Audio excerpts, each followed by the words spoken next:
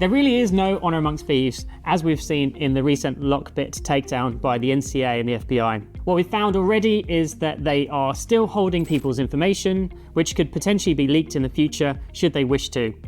In a major international operation dubbed Operation Cronos, the FBI and the NCA led this operation to try to take down the LockBit infrastructure.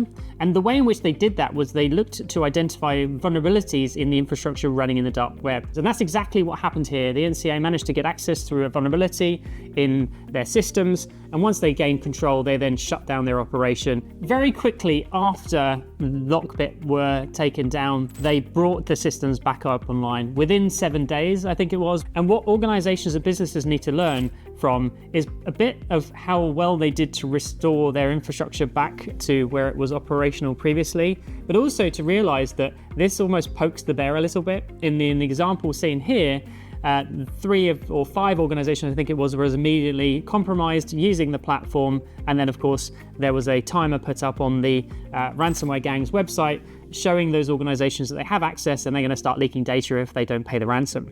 Outside of the obvious critical infrastructure, how do you protect yourself type lessons learned from this example with LockBit?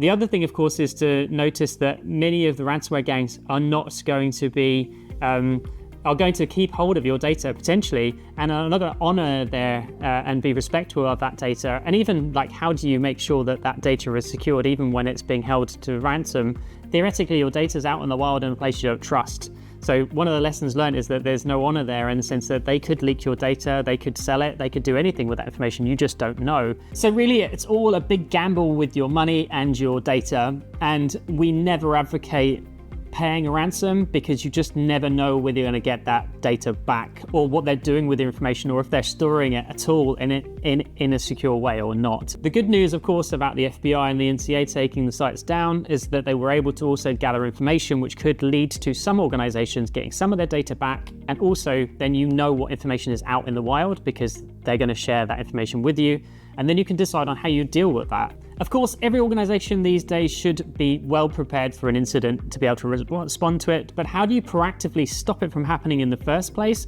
There's lots of things you can do. Some of them you will have heard many times over in the videos we've done, things like training and educating your staff, because ultimately misconfiguration, social engineering attacks ultimately still always come back to an individual person.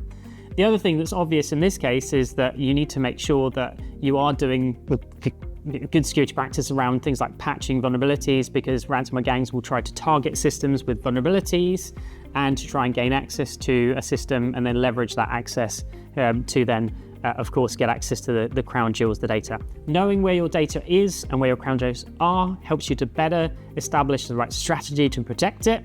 And there's not a one-size-fits-all approach to it.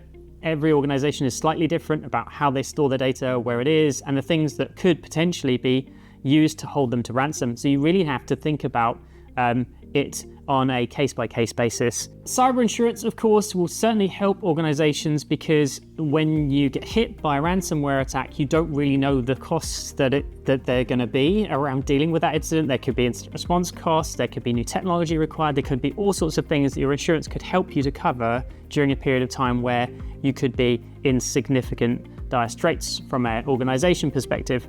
One thing that's not clear and something you need to talk to your insurer about is how they would like you to deal with a ransomware incident. Of course, most will want to restore from backup and just fob the ransomware gangs off completely and not pay the ransom. But of course, in some scenarios, organizations need to take a business risk on how they're going to handle the scenario. And certainly in my experience in talking to other board members, they are definitely having the conversation at the board as to what should their approach be in the event of ransomware attack. And I think every organization should be thinking that way. What are you going to do and how are you going to handle it? So to wrap things up, I think we need to learn from the criminals, right? They're prolific. They're very good at operationally setting up their infrastructure. They're very quick to return to service, and organizations need to learn that they shouldn't be messed with. And we should apply the same level of security and maturity to protect ourselves against these sorts of organizations, taking that into consideration. So my advice, I guess, to all organizations is to at least get the very basics in place, make sure you have a really good understanding of what you're going to do in the event of an incident, and make sure you are proactively trying to address some of these challenges, because it will catch up on you really quickly. and they are so well organized that they will be able to really cause some damage to organizations if you aren't thinking about your strategy. So if you need any help, get in touch with us. We'd be more than happy to answer your questions, and of course, feedback in the comments on the video. We'll see you on the next one.